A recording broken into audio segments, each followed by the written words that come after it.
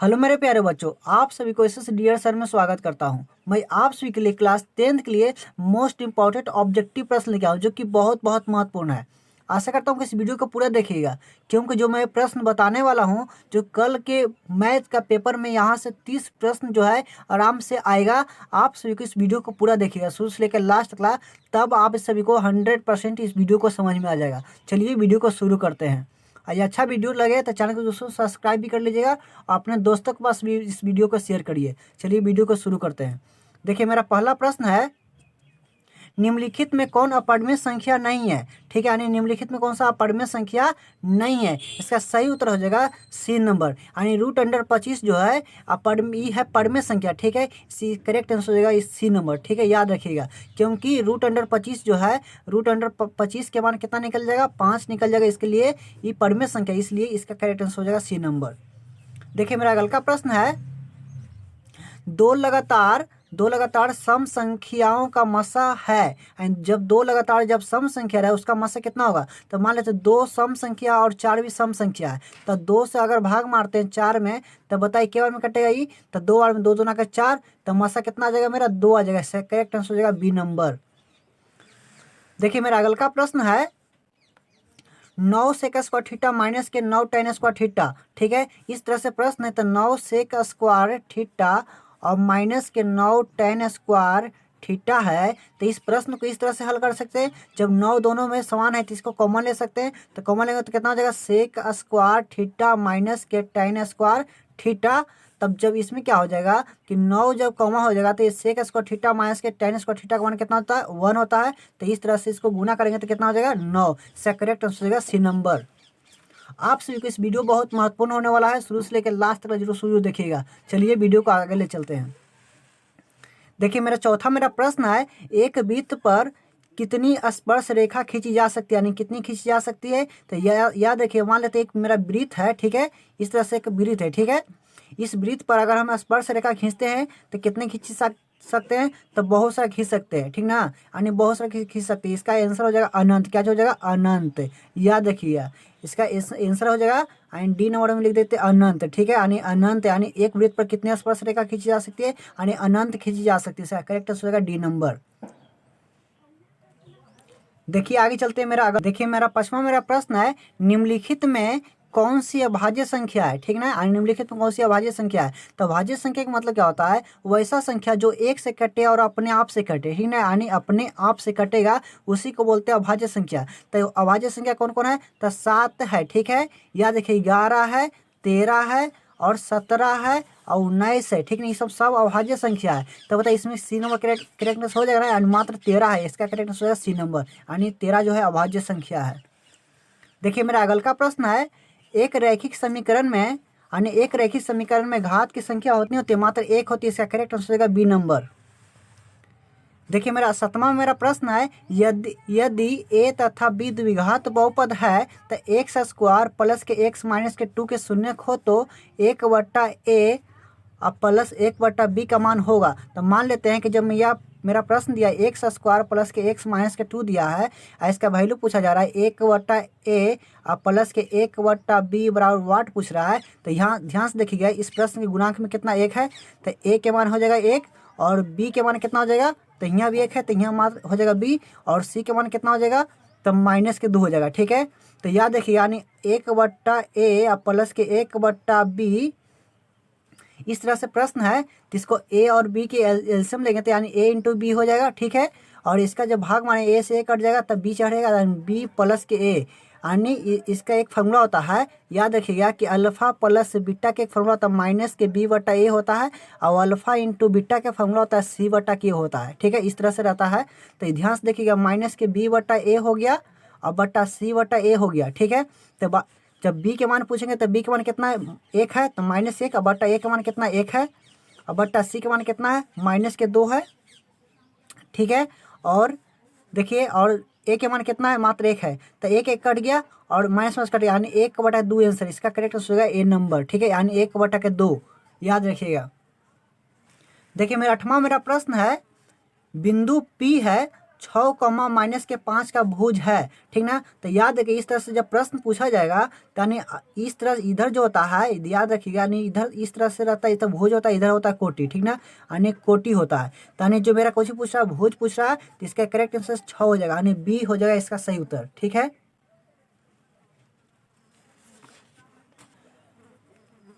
देखिए मेरा 9वां प्रश्न है क्या चीज, बिंदु 2,4 है स्थित है, यानी किस पद में, ठीक ना, यानी पद के नाम पूछा जा रहा है। तो मान लेते हैं कि इस तरह से जो आप पढ़े होंगे तो यानी इस घर को बोलते हैं प्रथम, इसको बोलते हैं द्वितीय घर में होता है माइनस प्लस, ठीक है, तृतीय घर में होता है कॉमा माइनस माइनस होता है, और चतुर्थ घर में होता है प्लस माइनस होता है, ठीक ना। यानी प्रथम घर हुआ, ये द्वितीय घर हुआ, ये तृतीय घर, आई चतुर्थ घर हुआ, ठीक ना। तो देखिए जब दोनों के मान कितना है प्लस है, यानी जब प्रथम घर के, यानी प्रथम घर में इसका करेक्ट आंसर हो जाएगा, यानी ए नंबर करेक्ट आंसर हो जाएगा।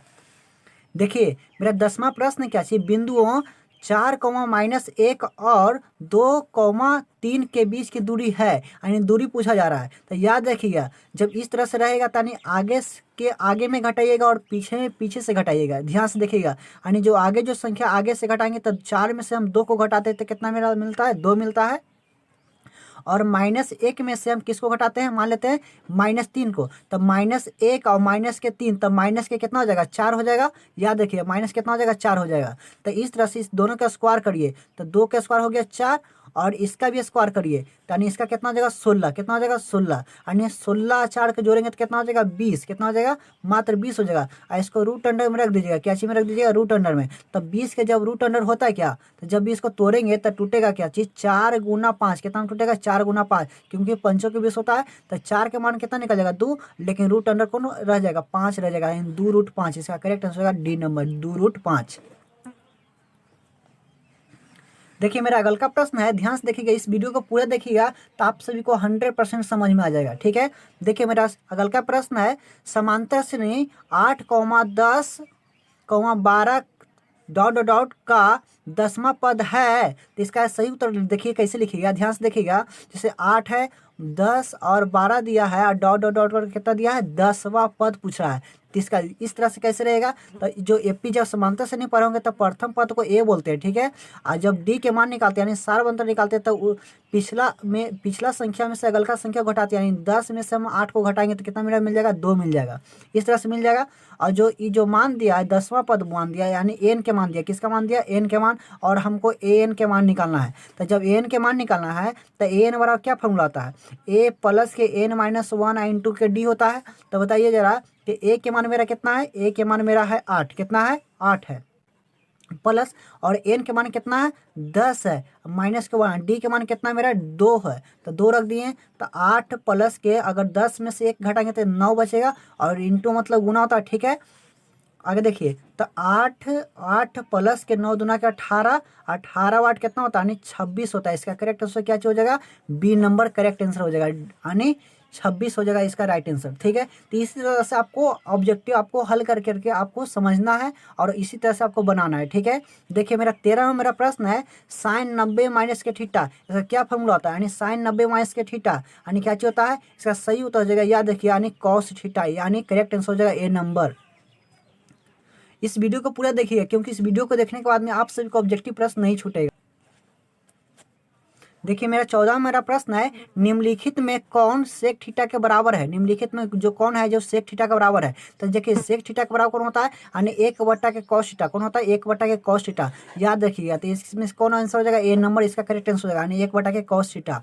देखिए मेरा 15वां मेरा प्रश्न है, यानी सेक कौशिक थीटा, यानी कौशिक थीटा कितना दिया 45-44 डिग्री दिया है, अब बट्टा सेक थीटा कितना दिया 46 डिग्री दिया है, ठीक ना। अब जब इस तरह से दिया रहेगा तो याद रखिए 44 और 46 को जोड़ने पर कितना आना चाहिए, योगफल कितना आना चाहिए 90, कितना आना चाहिए 90। अगर जब भाग में रहेगा और 90 जब योगफल आएगा तो इसका करेक्ट आंसर हो जाएगा 1, याद रखिएगा, डायरेक्ट मारिएगा इसका 1। अगर गुना में भी रहे तो इसका मान होता है 1, अब भागा में भी मान होता क्या चीज 1 ही रहता है। और मात्र जोड़ में रहेगा तो यानी या तो 1 रहेगा या तो 2 रह जाएगा, तो इसको उस पर निर्भर करता है, क्वेश्चन के हिसाब पर निर्भर करता है, ठीक ना। इस तरह से आप लॉजिक लगा, और जब यहाँ घटाओ के चिन्ह देता है माइनस के, तो करेक्ट आंसर उसका होता है 0, याद रखिए। इस तरह से आपको बना के उसको हल कर सकते हैं। देखिए मेरा अगल का 16 में मेरा प्रश्न है tan थीटा इंटू के cot थीटा यानी tan थीटा इंटू के cot थीटा बराबर होगा, तो क्या जो tan theta into cot theta मान कितना होता है 1 होता है। इसका करेक्ट आंसर हो जाएगा ए नंबर। देखिए मेरा 17 नंबर में मेरा प्रश्न है cot थीटा यानी cot 60 डिग्री का मान होगा यानी cot 60 के मान कितना होता है, तो याद रखिए यानी tan tan 60 के मान कितना होता है, तो पहले tan 30 के मान कितना होता है 1/√3, तो यानी cot 60 के मान कितना हो जाएगा 1/√3। इसका करेक्ट आंसर होगा बी नंबर। देखिए मेरा इस प्रश्न को अगर आराम से पढ़ लेते तो 100% आपसे कोई ऑब्जेक्टिव नहीं छूटेगा, ये मेरा आपसे वादा है। देखिए मेरा 18 में मेरा प्रश्न है संचय बारंबारता वक्र कहलाता है, यानी क्या चीज कहलाता है, वह त्वरण कहलाता है। क्या चीज कहलाता है, त्वरण, ठीक ना, याद रखिए यानी त्वरण वह कहलाता है, त्वरण, ठीक है।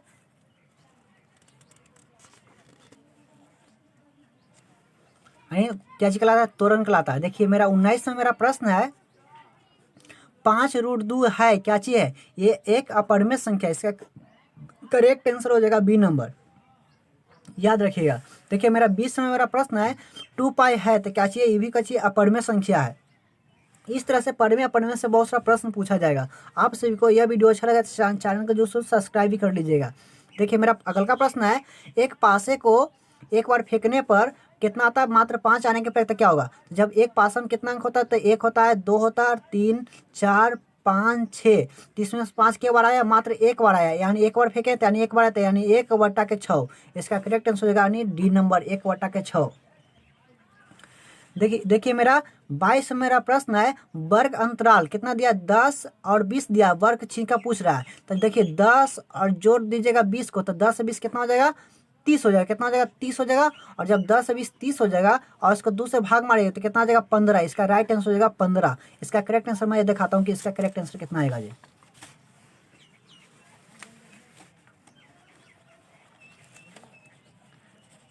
देखिए इसका करेक्ट आंसर हो जाएगा डी नंबर यानी 15, अभी मैं बताया हूँ। देखिए मेरा 23 में मेरा प्रश्न है 2, 3, 5, 6, 4 का माध्यिका होगा यानी माध्यिका होगा। तो देखिए पहले सबसे पहले इसमें क्या चीज करिए, सबसे पहले तो आरोही क्रम में सजा लीजिएगा, ठीक ना, यानी बढ़ते क्रम में। तो 2 के बाद कितना था 3, और 3 के बाद कितना था 4, और 4 के बाद कितना था 5, 5 के बाद कितना था 6। अब इसमें से चुनिएगा सबसे बीच में कौन है, इधर से 2 को छट गया, इधर से 2 को छट गया, बीच में कौन पकड़ेगा 4। इसका करेक्ट आंसर हो जाएगा बी नंबर यानी 4 हो जाएगा। देखिए मेरा अगल का प्रश्न है 24 में मेरा प्रश्न है निम्नलिखित में कौन घटना की प्रयोक्ता नहीं होगा, यानी कौन नहीं होगा। तो याद देखिए जब भी घटना घटता है यानी 1 और 0 के बीच में घटना घटता है। जब भी घटना घटेगा तो यानी 1 और 0 के बीच में घटेगा और 1 से ज़्यादा नहीं घट सकता, यानी 1.5 जो है इस प्रयोक्ता घटना नहीं है। इसका करेक्ट आंसर हो जाएगा सी नंबर। देखिए मेरा 25 में मेरा प्रश्न है बहुपद एक्स स्क्वायर माइनस के 6y प्लस के 8 का घात है, यानी घात पूछा जा रहा है। तो बताइए एक्स स्क्वायर के मात्रा कितना है 2 है, तो इसका सबसे बड़ा घात कितना हो गया 2, यानी करेक्ट आंसर डी नंबर। यानी इस तरह से आपको प्रश्न पूछा जाएगा कल के बोर्ड एग्जाम में, ठीक ना। आप सभी को इस वीडियो अच्छा लगा तो चैनल से उसको सब्सक्राइब भी कर लीजिएगा। देखिए मेरा अगल का प्रश्न है त्रिघात बहुपद का सबसे व्यापक रूप है, यानी व्यापक रूप क्या है, त्रिघात है मतलब कि 3, ठीक ना। त्रिघात बोलते हैं 3 को और द्विघात को 2 बोलते हैं, राइट, और रैखिक को 1 बोलते हैं। तो देखिए इसको कैसे करिएगा, ध्यान से देखिए। इसका करेक्ट आंसर हो जाएगा, इसका करेक्ट आंसर क्या हो जाएगा बी नंबर, क्योंकि एक्स स्क्वायर क्यू है और 3x स्क्वायर प्लस के 2x प्लस के 5, क्योंकि मात्रा पर 3 है, यानी क्या चाहिए त्रिघात है, क्या चाहिए त्रिघात बहुपद है। इस तरह से त्रिघाते पूछा जा रहा था। तो आपको जो प्रश्न पूछेगा उस तरह से आपको उत्तर दीजिएगा। देखिए मेरा 27 में मेरा प्रश्न है बिंदु 4,5 तथा 6,5 को मिलाने वाले माध्य बिंदु है। तो इस तरह से जब प्रश्न रहेगा माध्य बिंदु पूछेगा, बीच का बिंदु पूछेगा, तो कुछ नहीं करना है, यानी आगे का संख्या आगे से जोड़ना और पीछे का संख्या से पीछे जोड़ना है। ध्यान से देखिएगा, यानी आगे संख्या कितना है 4 है और पीछे कितना 6 है, यानी 6 और 4 को जोड़ेंगे तो कितना आएगा 10, ठीक है, और कॉमा लगा दीजिए। और ये भी 5 और 5 को जोड़ेंगे तो कितना आएगा 10, ठीक है, दोनों को जोड़ लिए। आज दोनों को 2 से भाग मार देंगे, कितना से भाग मारेंगे 2 से भाग मारे तो कितना बार में कटेगा 5 बार में, ये भी के बार में कटेगा 5 बार, यानी 5,5 कोई ऑप्शन में है। इसका करेक्ट आंसर है बी नंबर यानी 5,5। देखिए मेरा 28 में मेरा प्रश्न है 1 प्लस का tan स्क्वायर थीटा का मान है, यानी 1 प्लस tan स्क्वायर का मान कितना फॉर्मूला होता है, यानी सेक स्क्वायर ए होता है। इसका करेक्ट आंसर होगा ए नंबर। देखिए 29 मेरा प्रश्न है, 0 और 50 के बीच विषम संख्या का योग होगा। यानी 0 और 25 के बीच में, 50 के बीच में के को विषम संख्या होगा तो मात्र 25 होगा। अब 25 का मतलब इसको वर्ग करिएगा यानी स्क्वायर करिएगा तब 25 का स्क्वायर कितना होता है, 625 होता है। इसका करेक्ट आंसर हो जाएगा बी नंबर। देखिए मेरा अगल का प्रश्न है, दो रैखिक समीकरण के आलेख प्रतिच्छेद के रेखाएं तो रैखिक समीकरण का युग होगा। जब दो को समीकरण रहेगा और उसको ग्राफ कैसा बनना चाहिए, प्रतिच्छेदी बनेगा तो उसको कैसा होना चाहिए युग्म का, यानी केवल एक हल होता है। क्या जो होता है, केवल एक हल होगा। याद रखिए केवल एक हल होगा, मात्र उसको में एक ही हल होगा, क्योंकि प्रतिच्छेदी जब रहेगा तो एक हल होता है और जब समांतर रहता है तो उसका कोई हल नहीं होता है। याद रखिएगा, ठीक है। देखिए मेरा अगल का प्रश्न लेके चलते हैं। देखिए इसके केवल एक हल होगा, इसका करेक्ट आंसर होगा बी नंबर। देखिए मेरे 31 में मेरा प्रश्न है, 1 3 0 3 1 और 4 5 का बहुलक होगा। तो बहुलक मतलब सबसे ज्यादा जो सबसे ज्यादा बार आता है उसी को बहुलक कहते हैं, यानी 3 इसमें सबसे ज्यादा बार। इसका करेक्ट आंसर होगा डी नंबर। देखिए मेरा अगल का प्रश्न है, 32 मेरा प्रश्न है, निश्चित घटना का प्रयोक्ता होता है। निश्चित घटना का प्रयोक्ता कितना होता है, मात्र एक होता है। इसका सही उत्तर हो जाएगा बी नंबर। देखिए मेरा अगल का प्रश्न है, 33 मेरा प्रश्न है, निम्नलिखित में किसी घटना की प्रयोक्ता नहीं होती, यानी किसकी नहीं होती है। तो मैं बता चुका हूँ कि जब भी घटना घटता है तो 0 और 1 के बीच में घटना घटता है, राइट। तो यानी इसमें कितना लिखा है, माइनस के पास। इसका करेक्ट आंसर होगा ए नंबर, यानी माइनस में कभी घटना जो है नहीं घटता है। देखिए मेरा अगल का प्रश्न है, सबसे छोटी अभाज्य संख्या और सबसे छोटी भाज्य संख्या, ठीक है। यानी भाज्य संख्या और अभाज्य संख्या का गुणनफल पूछा जा रहा है। यानी भाज्य संख्या कितना होता है, सबसे छोटा 4 होता है, और अभाज्य संख्या कितना सबसे छोटा होता है, यानी 4 होता है। यानी 4 और 2 में गुना करेंगे तो कितना हो जाएगा, 8। इसका राइट आंसर हो जाएगा 8, यानी इसका सही उत्तर हो जाएगा, ध्यान से देखिएगा, इसका सही उत्तर हो जाएगा बी नंबर, ठीक है, यानी 8 हो जाएगा। देखिए मेरा अगल का प्रश्न है, एक घात वाले क्या बहुपद कहलाता है, यानी क्या चीज कहलाता है, वह रैखिक कहलाता है। इसका करेक्ट आंसर है सी नंबर। देखिए मेरा 36 मेरा प्रश्न है, द्विघात बहुपद एक्स स्क्वायर माइनस के 5x प्लस के 6 के शून्यक है। तो इस तरह से जब प्रश्न पूछा जाएगा तो शून्यक मतलब गुणनखंड, इसको तोड़ दीजिए। तो इसे गुणनखंड तोड़ेंगे तो एक्स स्क्वायर और माइनस के तो 3x प्लस के माइनस के 2x प्लस के 6, ठीक है। तो इस तरह से गुणनखंड लिखिएगा तो ध्यान से देखिए, x इंटू एक्स और माइनस के 3 और प्लस के माइनस का हो जाएगा 2 एक्स माइनस के 3, तो कितना हो जाएगा, यानी एक्स माइनस के 2 और एक्स माइनस के 3, ठीक है। तो इस तरह से जब दोनों के गुणनखंड तोड़िएगा तो जब दोनों मान कितना में टूटा, माइनस में, तो दोनों आंसर क्या में चल जाएगा, प्लस में चल जाएगा। इसका करेक्ट आंसर होगा सी नंबर, यानी 2,3। देखिए मेरा 37 मेरा प्रश्न है, यदि tan बराबर कितना दिया, 5/12 दिया है तो साइन ए के मान पूछ रहा है, यानी साइन ए का मान होगा। तो जब इस तरह से प्रश्न पूछा है तो ध्यान दीजिएगा, यानी tan थीटा क्या फॉर्मूला होता है, तो p/b होता है। क्या जो होता है, p/b फॉर्मूला होता है, ठीक है। इस तरह से फॉर्मूला होता है। तो ऊपरे जो होता है p के मान, नीचे क्या हो जाएगा, b के मान। यानी मेरा लंब दिया और आधार दिया लेकिन कर्ण नहीं दिया, यानी एच का मान नहीं दिया है। तो ध्यान से एच का मान कैसे निकलता है, तो 12 का स्क्वायर कितना होता है, तो 12 का स्क्वायर होता है 144 और 5 का स्क्वायर कितना होता है, 25 होता है, राइट। तब 144 और 25 जोड़िएगा तो यानी 169 आ जाएगा। कितना आ जाएगा, 169, और जिसका मान कितना निकल जाएगा, 13। रूट अंडर में बता रहा हूँ, इसको इस तरीका जो है शॉर्टकट है, ध्यान से देखिएगा। इस तरह से रहेगा तो कितना निकल जाएगा, 13। और इसमें जब 13 बताते हैं तो साइन के फॉर्मूला होता है p/k। क्या होता है, p/k, तब p के मान तो 5 था और लेकिन h मान कितना निकला, 13, यानी 5/13। कौन आंसर है, इसका बी नंबर करेक्ट आंसर हो जाएगा। देखिए मेरा आगे मेरा प्रश्न है, ध्यान से देखिएगा, मेरा 38 मेरा प्रश्न है, दो समरूप त्रिभुज की भुजाएं 1:2 के अनुपात में है तो त्रिभुज के क्षेत्रफल का अनुपात होगा। तो जब 1:2 है तो इसका त्रिभुज के क्षेत्रफल का अनुपात पूछा जा रहा है, तो इसका स्क्वायर कर दीजिए। 1 का स्क्वायर 1 हो गया और 2 का स्क्वायर कितना होता है, 4। यही इसका आंसर हो जाएगा। जब इस तरह से प्रश्न रहेगा तो उसको मात्र स्क्वायर कर दीजिएगा और इसका राइट आंसर हो जाएगा, ठीक है। देखिए इसका सही उत्तर हो जाएगा, यानी इसका करेक्ट आंसर क्या हो जाएगा, ए नंबर, ठीक है। इसका करेक्ट आंसर ए नंबर, नहीं सॉरी, इसका करेक्ट आंसर क्या हो जाएगा, इसका करेक्ट आंसर होगा डी नंबर, यानी 1:4। देखिए मेरा 39वां प्रश्न है 1/√7 है, यानी क्या चाहिए, यह एक अपरिमेय संख्या है। इसका करेक्ट आंसर होगा बी नंबर।